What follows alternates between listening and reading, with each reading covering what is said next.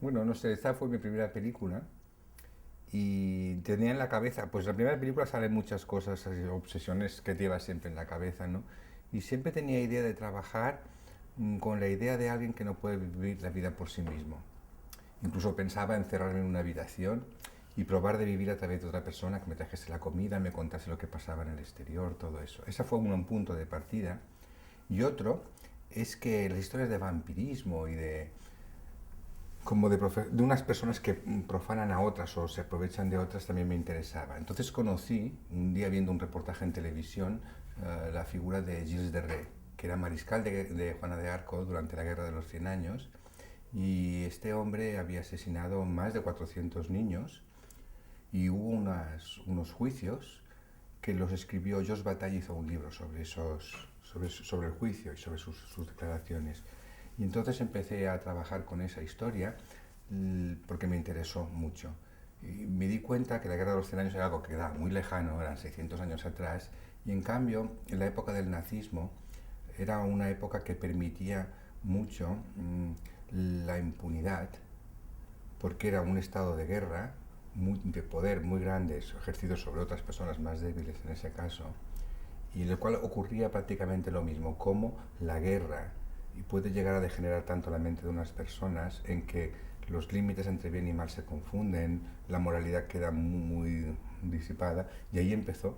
Y entonces leí muchísimo sobre la época nazi, hubo unas cosas concretas que fueron los experimentos clínicos infantiles hechos en los campos, que me impresionó mucho, y poquito a poco se fue construyendo esa historia. No deja de ser una idea original porque arranca de cosas que sí que son reales, por ejemplo, los experimentos, esas cosas que se hablan en la película de las agujas de gasolina en el corazón, todo eso existía, yo lo he leído, pero sin embargo la manera ¿cómo se dice?, de combinarlo sí que es algo más original, ¿no? Lo que sí es verdad es que la película era conflictiva, porque tocaba varios puntos que en aquellos momentos eran serios, que era, no sé, nazismo, homosexualidad y historias con niños, o sea, violencia sobre niños pequeños, y violencia y sexualidad sobre niños pequeños. Entonces eran tres puntos muy conflictivos, pero piensa que es una película que ha tenido dificultades pues casi siempre. Y lo increíble es que con el paso de los años sigue teniendo pues, una fuerza, algo debe tener, una relativa fuerza, porque hace que otra gente joven se siga interesando por esa película cuando la conocen como una cosa rara, lo que sea, pero ahí sigue. Eh, Me acuerdo que estuvimos más de 4 años, o yo estuve más de 4 años buscando productor. No encontré. Encontré un productor, pero entonces el productor leía el guión y decía, sí, pero en vez de estos niños podían ser unas chicas, adolescentes, jovencitas. Entonces yo decía, no, no, esto no es la mansión de los siete placeres, esto es otra cosa, no, no estamos, es una película, es otra cosa. Entonces encontrar a alguien que entendiera la película como era y la defendiera como era costó un poco. Pero claro, no dejaba de ser una película difícil. Entonces, pues el productor, que en este caso fue una productora, Teresa Enrique, ella luchó mucho por la película y ella, vamos, parte de la película se hizo, ella misma, ¿cómo se dice?, hipotecaba no sé, su casa, no sé, o sea, tuvo muchas dificultades, de hecho se arruinó después, pobre. No. Y entonces así fue como se pudo hacer con un esfuerzo personal de ella y de luego de muchas otras personas, actores y equipo técnico. No, porque bueno, la película también ha tenido muchos problemas económicos, se hizo con muy poco dinero y tuvimos ya en el rodaje, a tercera o cuarta semana de rodaje, pasaron muchas cosas. Ocurrió que pues hay cosas, a ver, mira, un tema era, decían que la casa donde rodábamos estaba poseída. Y entonces había, y de hecho es verdad que algo ocurría, porque en las zonas de arriba nunca podíamos subir, siempre pasaron cosas extrañas. Cuando David se quemó los ojos, el actor, se quemó la retina, tuvimos que parar el rodaje, en ese tiempo hubo unas reuniones con el equipo, se desprendieron todas las celosías, cayeron los cristales muy grandes, que casi, cuando estábamos todos debajo, pasaron cosas muy extrañas, el rodaje se separó, no pudimos seguir la película y tardamos como 4 o 5 meses en recuperar algo de dinero para poder terminar, poder terminarla. Cuando logramos ya, dijésemos, tener el dinero para poder montarla, en el momento que estábamos haciendo el montaje nos habían invitado a Berlín, uno de los financieros, que era una pequeña financiera, ¿cómo se dice? Precintaron las cintas para que no las pudiésemos mover, si no se pagaban las deudas que había. Tuvimos que esconderlas, montamos como pudimos y salimos, porque no llegamos a tiempo por valija diplomática para llegar a Berlín. Y esa fue una historia que afortunadamente salió bien, porque en Berlín pues la película dio que hablar y todo ya fue estupendo.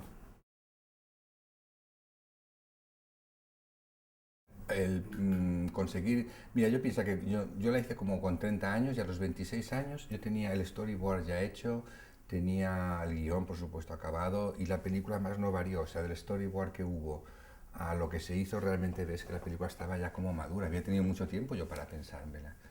Y son 4 años ese proceso y luego pon un año y pico más entre todo el otro proceso de la película. Bueno, yo cuando hice esta película, claro, era mi primera película, yo no podía comparar, no sabía cómo eran los rodajes. Y ahora veo, con respecto a las otras que he hecho después, esta era, fíjate, era muy rara esta película, porque tenía mucha libertad y mucha dificultad. Yo nunca he tenido tanta dificultad. Yo me acuerdo que ya el primer día de rodaje no rodamos ni un plano. Yo me fui a casa llorando, decía, Dios mío, soy un desastre, esto no sé hacerlo porque eran muchos problemas y todos empezábamos, casi todos empezábamos a la vez. Entonces las diferencias que veo fundamentalmente son las de dificultad. Por lo demás no, porque por ejemplo yo en mi trabajo, en mi parte de trabajo soy muy rígido, yo pienso mucho las películas, las hago mucho en la mesa, no improviso casi nada. O sea, hago el storyboard, las pienso, voy al lugar donde se va a rodar a la localización, pienso la manera de aprovechar el espacio, que tenga los puntos de fuga, todo eso está todo. Con el director de fotografía hablamos de los puntos de luz, todo el color en el vestuario, todo está muy pensado antes. Entonces, claro, el rodaje es como una batalla, que hay que salvarlo, es como un momento. Y ahí, claro, como había muchas dificultades, había que improvisar, pero no lo que se había pensado. El concepto yo no lo cambiaba. Improvisábamos de que de repente, no se puede rodar aquí, hay que rodar allá, no sé qué, así, esto no se tiene, no sé. Pero eso es lo que yo más recuerdo. Bueno, ahí había, no sé, la historia con los actores fue, mira, hablaré primero de Marisa, que Marisa era como una actriz que era una actriz muy conocida en España, pero no era tan conocida como es ahora a través de las películas con Pedro Almodóvar, porque aún no había rodado ni Tacones Lejanos siquiera. Entonces Marisa a mí me gustaba mucho de siempre. Yo había intentado el papel hacerlo con Geraldine Chaplin, pero Geraldine Chaplin era judía, ella me dijo, dice, lo que menos me apetece es hacer una cosa tan dura y tan fuerte sobre eso, dice, me tocaba mucho y dijo que no. Entonces andaba confuso y hablé con Marisa, que no, yo no la conocía, ¿eh? Y Marisa enseguida y yo conectamos muy bien. Entonces ya se incorporó a la película, no sé, trabajó como una leona porque que es su carácter además, hizo mucho por la peli y luego siempre la ha valorado mucho. Es una película, me lo dice a mí, porque ahora somos grandes amigos, me dice que es una de las películas especiales para ella, una película que ha marcado un poco un cambio en su carrera y que además es algo especial. Yo creo que para todos lo que la hicimos se ha conservado como una película especial. Luego en el caso de David, el protagonista, era un chico que yo lo conocí con 16 años, muy joven. Era el novio de una amiga mía, una chica jovencita, que era cocinero. Y me gustaba mucho David por el físico que tenía, por la manera de ser, ¿no? Y empezamos a trabajar y quizás unos años antes ya empezamos a trabajar y hizo el papel. Luego hizo muy poca carrera en cine. Hizo alguna cosa más con Isabel Cochet y alguna cosita más y dejó de trabajar. Y la niña también me acuerdo que yo a veces trabajaba, para ganar dinero trabajaba en publicidad, hacía estilismo y en ese caso hacía el vestuario para unos caramelos. Y había que hacerle a esta niña, me acuerdo, como un body, como un bañador, hecho todo con caramelitos redondos de colores. Y se lo hice, claro, tenía que hacérselos directamente en el cuerpo, con o sea, colocarlo uno a uno, y duraba horas eso, de ponérselo y lo quitárselo. Entonces ella no hablaba, yo tampoco hablaba, pero no sé, bueno, comunicación muy grande. Y cuando llegó que la película podía hacerse, intenté buscar a esta niña, no la encontraba. Y en el último casting, ya cuando ya estaba buscando otras niñas, apareció ella. Y finalmente lo hizo ella, Gisela. No, reaccionaron todos muy bien porque ocurría que claro, la gente leía el guión y veía que era algo muy fuerte, a la gente le impresionaba, entonces todo el mundo tenía el miedo de que si estaba bien, les parecía que podía estar bien, pero si no estaba bien podía ser una payasada, una cosa que hiciera hasta risa, ridícula, porque era muy exagerada, muy extrema. Entonces la tranquilidad de la gente puso confianza y afortunadamente después se quedaron como gratificados porque vieron que no se escapó la película, no se nos escapó de las manos. Pero te digo, el mismo caso de Gerard, no sé, ahora pienso en Gunther Meissner, por ejemplo, Gunther, cuando le mandamos el guión, leyó el guión y dijo que no, que esa película le parecía, no le gustaba nada, le parecía, es que era una película como no se pronuncia, moralmente no toma partido, parece hasta neonazi. O sea, a mí me han acusado de que la película hacía la apología del nazismo, que cuando es todo lo contrario, pero no es igual. Entonces Gunther, me acuerdo, dijo que no, y luego, meses después, él decía que no se le iba de la cabeza. Y a través de una mujer que sabía español, leyó una versión del guión en español, que antes había leído una traducción en inglés, y entonces lo entendió, él dice que ya ahí lo entendió. Y entonces pidió para verme. Y entonces nada, enseguida se puso, y yo me acuerdo que Gunther, pasar de ser una persona muy así con esa película, la defendió totalmente, totalmente, siempre. La parte primera que rodamos era en verano, un calor increíble, el pobre hombre estaba allí metido en aquella especie de lavadora, allí con muchísima calor, la manera de trabajar era muy así, y luego las escenas sexuales eran, pues quieres que lo eran raras, y él, no sé, se entregó siempre. Y como además no había dinero, muchos fines de semana él mismo nos animó a rodar sábados y domingos a escondidas porque no podíamos hacerlo, nos animaba, no, no, coge los focos, tal, lo rodamos allí, vamos, y así avanzábamos en la película. Hombre, con los niños, fíjate, yo ahora al final he trabajado tanto con niños que me he hecho un especialista de dirigir niños en cine, ¿no? Pero en aquel momento no, yo no había dirigido nunca. Y yo me doy cuenta que con los niños son seres muy inteligentes. Los puedes dirigir explicándoles las cosas.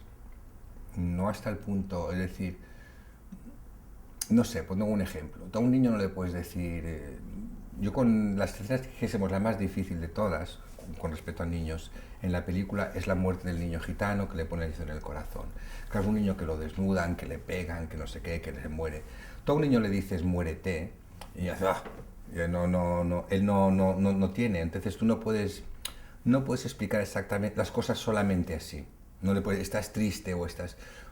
Tienes que buscar como artilugios que acaben dando lo que tú piensas que, por ejemplo, en esa escena, tú dices, ya te clavan una inyección de gasolina y te falta el aire. Ellos no lo entienden esto. Él hará, no sé qué hará. Entonces yo le decía, pues son cosas muy simples. Dices, ¿cómo te duele la barriga? Sí, pues haz que te duele la barriga. Y ahora mira arriba, mira que hay yo me acuerdo, decía, hay como un globito, intenta cogerlo con los dientes. Entonces mezclas todo eso y el niño entre que hace, todo esto junto hace que el niño ponga una expresión que está adecuada y funciona allí dentro. El niño es consciente de todos modos de lo que está haciendo. Él le pone algo más. No es solamente un juego, porque él sabe lo que está interpretando, pero tiene las formas, un poco tú les puedes ayudar en ese sentido. Y pienso que en la hora de dirigir a los niños, también depende de las edades, es informarles hasta un punto, pero no puedes dejarlo allí. Siempre tiene que haber una parte de juego. Yo a veces prefiero, es mucho más cansado, pero prefiero trabajar con actores o niños o actores que no tienen ninguna experiencia que con personas ya más, con actores muy sólidos. Es diferente, ¿eh? Pero también se pasa muy bien. Pasa que cansa mucho. Tú con un actor hecho no tienes cansancio, el director no se cansa. Lo ve, observa, dice, corrige, pero no se implica. Pero con un niño, con alguien sin experiencia, tienes que meterte con él. Entonces te agotas. O sea, tú tienes que emocionarte con él. Y tienes que... Bueno, a mí me pasa. Entonces, claro, esto te cansa. Porque entras y sales. Es el cansancio que tienen los actores, emocional. Un actor tiene técnicas para emocionarse. El niño no. O se emociona o se deja de emocionar. O ríe, si ríe, ríe de verdad. No sabe hacer así. O sea, o si ríe, ríe. Me explico, todo es... llega por sí mismo. Hay que ayudarle. No, se vive esa especie de cosa sórdida que luego tiene la película. En el momento de rodarla no se vivía así. Se vivía de una manera como un juego, muy ligero, eso es verdad. No, no. La Berlinale fue esa película salió y salió que ya llegó por pelos, dijésemos, llegó puede exhibirse en el festival. Íbamos muy justo de tiempo. Entonces llegamos allí, se exhibió, hubo la primera noche, yo me acuerdo una rueda de prensa, no, como una especie de coloquio después en una librería con mucha gente que venía, muchas discusiones, gente a favor, en contra. Yo me acuerdo que se me ocurrió decir que era una historia de amor, la gente se puso como loca y este tío está tonto. En fin, pasaron muchas cosas y recuerdo que hubo, no en el pase primero, en unos pases que había luego en otros cines más pequeños, yo recuerdo que me estaban haciendo una entrevista en el vestíbulo y recuerdo, yo sé por lo que pasaba, porque yo oía lo que pasaba en la sala y era el trozo de cuando la aguja en el corazón y empecé a oír gritos dentro. Digo, algo ocurre, pero yo seguía con mi entrevista y salió un chico directo y vino hacia mí, debía saber quién yo era y empezó a llamarme ya por el camino, llamaba... me lo decía en italiano, fíjate, y era alemán, ¿eh? Decía porco asesino, porco asesino. Me dio un puñetazo y ya lo separaron enseguida. Y eso fue una cosa como que se habló, llamó la atención, pero eso fue una anécdota. Sí, he pasado de todo, porque me acuerdo un amigo mío, que era belga, me dijo, le he pasado la película a mi madre y ha vomitado. Y me acuerdo una amiga mía también la vio en un cine que dice, es que no había nadie en el cine y me tuve que salir porque estaba muerto, me entró miedo y tuvo que salirse. Me ha pasado de todo. Y luego he oído gritos en la sala. Yo he estado en proyecciones en festivales que he oído gritos, o sea, gritos desagradables, o sea, ¿quién ha pagado eso? Y luego gente muy entusiasta, pues no sé, el mismo John Waters, por ejemplo, de Estados Unidos, que le ayudó mucho a la película, en el sentido de simplemente por hablar, porque yo no lo conozco personalmente siquiera.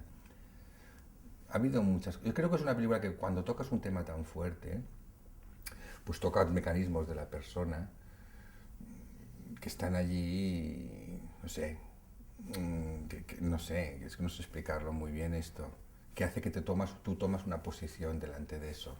Y puede ser pues una posición radical, o es a favor o es en contra, pero es muy radical. No puede ser, he visto no, creo que hace esto. Yo no pensaba nunca que esa película fuese un escándalo. Yo no pretendía hacer un escándalo, jamás. No lo entendí. O sea, cuando la gente decía, ah, casi. No, yo no lo entendí porque yo no pensaba que era normal. Y en lo demás igual. Yo no pensaba, tampoco sabía nada del negocio del cine. Uno se mete a hacer las cosas y las hace. Y luego descubre en qué mundo está. Yo descubrí que el mundo del cine se regía más por el dinero y más por el negocio que no por lo que es el arte o la cultura. No es que no exista eso, por supuesto que existe, pero cada vez pesa más lo otro, entonces ahí es difícil. Y esto lo descubres mientras te haces mayor.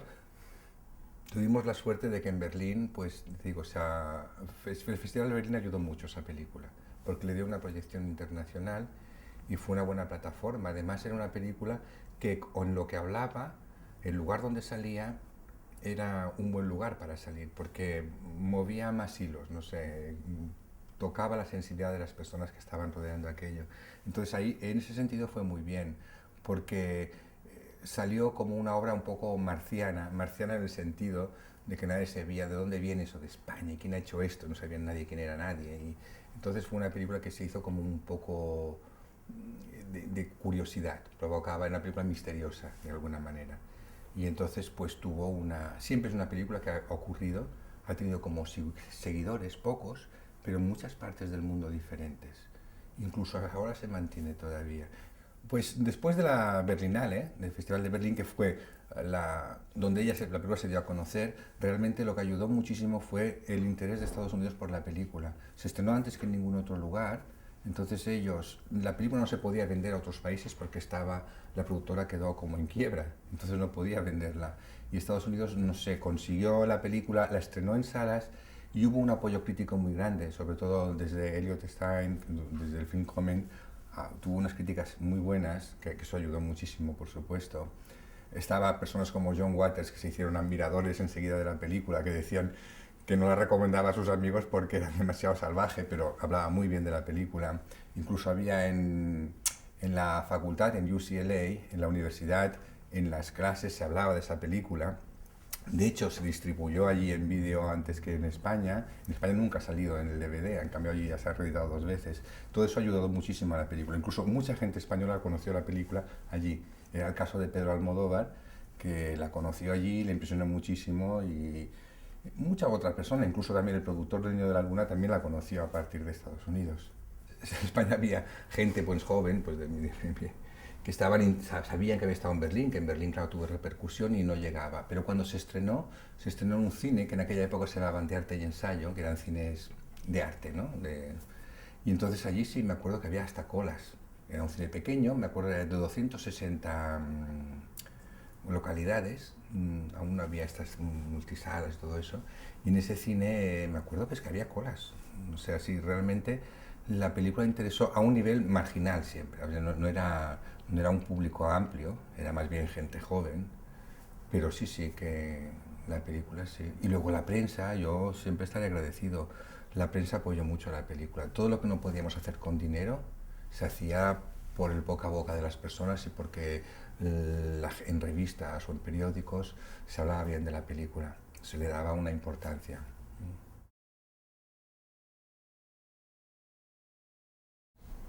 Hombre, Tras el Cristal para mí, te digo, es muy importante porque primero es mi manera de empezar dentro del cine. Creo que ahí está todo lo que yo pienso que tendría que ser el cine para mí y lo que me gustaría comunicar con los demás, creo que está allí, allí dentro. Es la manera de hacer que no es película, no son películas, no es una película muy, no es académica tampoco, pero no es una película revolucionaria de forma. Es una película normal, casi, no es clásica, pero casi. Pero en cambio sí lo que está contando yo veo que son cosas que nos acaban de contar. Esa especie de poética, combinada, dijésemos, con la crueldad. El bien y el mal, todo esto mezclado, sin dejar muy claros los límites, es algo que no sé, que esto es como dijésemos si fuese mi mundo que es que me gustaría como mostrarlo, ¿no? Evidentemente todos somos un poco mitómanos, ¿no? Las personas que sí decimos son famosas o son interesantes, claro, te importa mucho la opinión. Pero fíjate, y esto lo digo de verdad, para mí es tan válida la opinión, quizá luego a la hora de la verdad te ayuda mucho que la opinión de un señor importante hable bien de la película, pero a mí me importa muchísimo la gente básica. Que a mí que alguien por la calle me detenga que ha visto esa película y le gusta mucho esa persona, no sé ni el oficio que tiene ni la importancia que tiene, eso me gusta muchísimo, muchísimo. Me gusta la reacción que pueden tener ante una película, lo importante es la persona, no quién sea esa persona. Y eso lo digo de verdad. Bueno, mirando para atrás, detrás del cristal, lo que a mí me sigue gustando muchísimo es que es una película que gente joven, que son de una generación que no han vivido el momento en que ha nacido la película, de repente la descubran y les guste. Eso a mí me gusta muchísimo. Pienso que el tiempo no siempre es destructivo, sino que el tiempo lo que hace es simplemente hacer las cosas que sean pasadas, pero del pasado se puede recoger a un presente. Y eso me gusta muchísimo cuando veo que eso ocurre. Y en cuanto a mí, yo he vivido mucho de esa película porque me ha dado prestigio. Pienso que Tras el Cristal me ha ayudado a poder mantener un poquito más en el cine que a mí me interesa.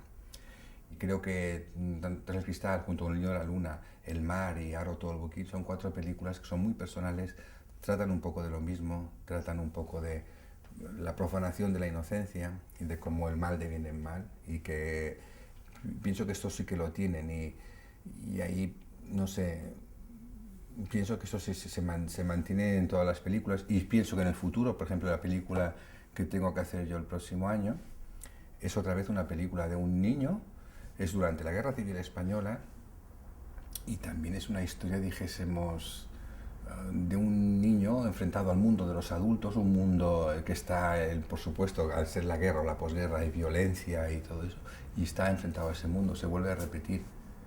En estos 22 años que han pasado desde que yo empecé hasta ahora, pienso que el camino del cine ha cambiado mucho y eso es una pena. A mí me da mucha tristeza porque los años pasan y uno, no sé, hay personas geniales como John Huston que hace dublineses con 80 años en una camilla con máscara de oxígeno y te hace una genialidad. Pero no pienso que todo el mundo, todas las personas no somos iguales. Y a mí me da muchísima pena el no poder tener la libertad de poder trabajar como quisiera. Me ocurre a mí y ocurre a muchísima gente. Eso porque cada vez el cine está más mediatizado a una cosa que ocio, son rellenos de horas para televisión. En realidad las películas, muchas de las preproducción que se hacen no tienen ningún alma, lo único que hace es ocupar espacio de ocio, de que la gente esté entretenida bebiendo otra cosa y ahí está la imagen, o sea, no... Eso sí que a mí me da coraje no poder, ¿sabes? No, y luego además, pero mucha gente también compara Tras el Cristal con películas de terror pura y duras. Me han hablado mucho de Darío Argento o Mario Bava, que es este cine de los años 70, 80 italiano. Y a mí también me gusta mucho, porque a mí me gusta mucho el cine de género, pero pienso que Tras el Cristal sí que escapa un poco al cine. No pienso que Tras el Cristal se pueda ver solamente, que a veces yo he visto que alguna gente, pues más y más joven, la miran simplemente como una película de terror, y no creo que sea esto solamente. Creo que hay otra, más hay una, como una poética del mal, si quieres, pero que está allí. Y, pero bueno, la película al final ya no son tuyas. Una vez están allí, ya no son tuyas. Ya son de los demás. No, no. Hombre, yo creo que, hombre, comparan por Saló, hay unos puntos de contacto clarísimos, ideológicos, ¿no? Porque Saló habla, o sea, Pasolini sitúa a Saló en un momento, lo sitúa no en la época nazi, pero en la época de Mussolini, pero más o menos es lo mismo en el fascismo, ¿no? Que es como también aislados dentro de una casa, unos personajes son poderes fácticos como son la iglesia, política, aplicado, dijésemos, a personas indefensas, que son gente muy, muy joven. En este sentido todo es muy parecido. El juego de la muerte, el juego del sexo, toda la violencia, todos son temas muy, muy parecidos. Incluso está teñida políticamente la película y Tras el Cristal también. Quizás parece que menos, pero también lo está. En ese sentido es muy parecida. Pero yo creo que la reflexión es distinta, porque Tras el Cristal lo que habla es del ciclo del mal. O sea, Tras el Cristal lo que sí que quiere hablar, lo que sí habla, eso sí lo digo yo, lo que quería hacer, era hablar del mal, de que el mal es un ciclo, algo nace, se reproduce, o sea, va creciendo y vuelve a emerger. Por esto lo que intenta es dar como un punto de aviso, de realmente de vigilar que no... El mal siempre provoca más mal, es como un ciclo. Y realmente es lo que está hablando allí. No lo hace de una manera moralista, porque no toma definición. Es más, tú coges cariño, incluso puedes coger cariño a los personajes, pero esto es lo que está hablando. No, no sé, es más a un nivel como personal o pequeño, o de lo que es la humanidad, pero no del nivel político, porque Tras el Cristal en ese aspecto no llega a entrar. O sea, el nazismo es un telón de fondo, no hay una reflexión sobre el nacionalsocialismo, no existe, ni sobre los campos de concentración, no reflexiona sobre eso. Dice, eso pasa y eso ocurre, y a partir de eso saca otras conclusiones que son más de lo que es la humanidad, que es lo que llevamos todos dentro, en definitiva.